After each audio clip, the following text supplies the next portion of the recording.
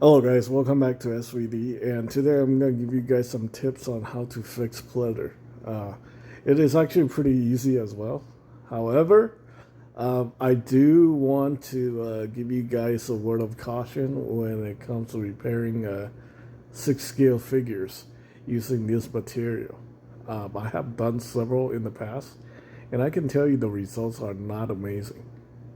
Um, It just, due to the fact that the material on the scale figures are so small and so thin, plus, when you articulate the figure, you put a lot of pressure on these outfits.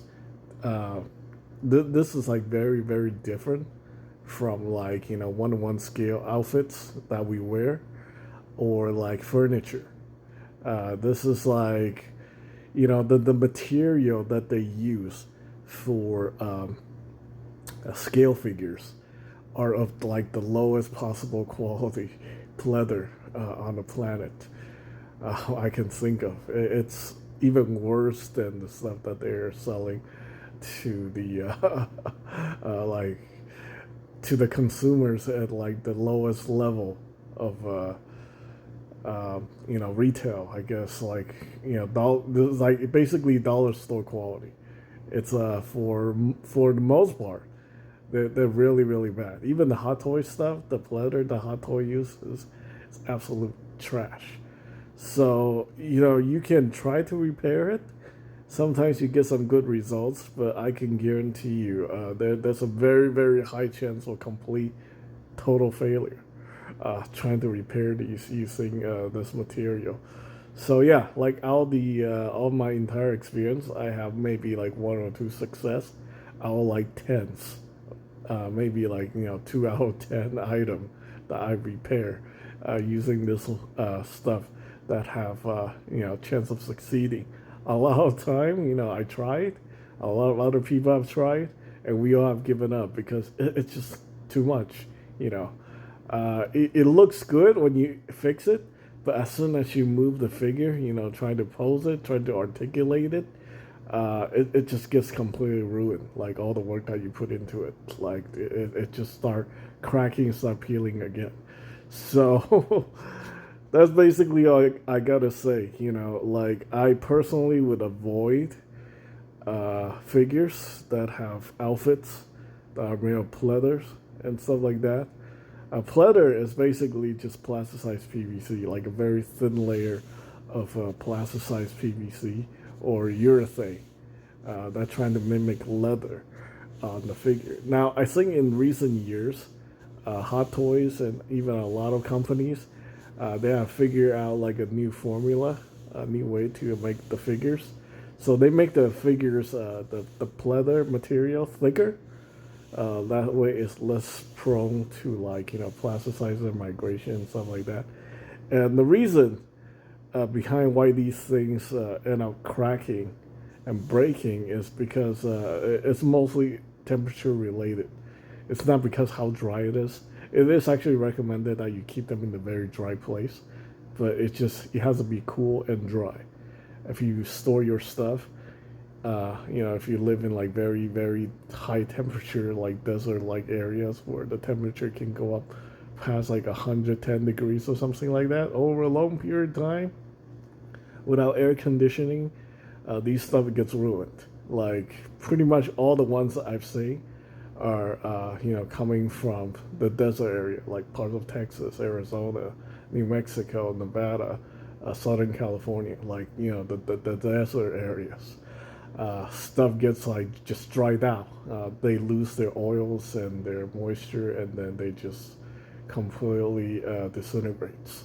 Nothing much anybody can do about it, And with the load success rate of repairing these kind of stuff, it really it's just not worth it. To me, it's like it's repairable, but the shelf life on these type of products it's it's very very limited, unfortunately.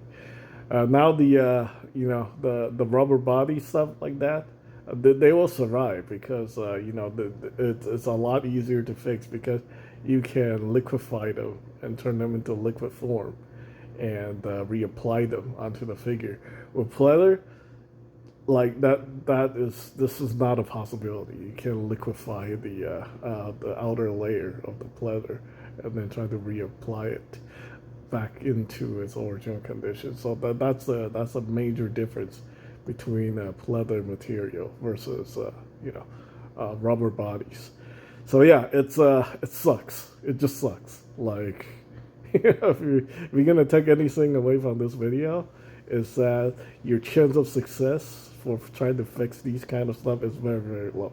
Hopefully you just have like small issues, and the thing is not completely ruined. Uh, I guess the best way to do it is like if you go to the fabric stores, they do have you have to just get rid of the entire outer layer, and then put on a whole new layer, of the pleather, and then but that takes a lot of skill. Basically, you're making a whole entire outfit from scratch, based on the pattern of the existing pattern. Imagine trying to do that with like a Catwoman outfit. That will require like incredible amount of that's a very very high skill level situation where like you basically can just make like a super nice looking 6 scale outfit. And I don't know many people that can do that. I know like one person of all the collectors that I know capable of like just making a super nice high quality outfit that rivals what Hot Toys can put out.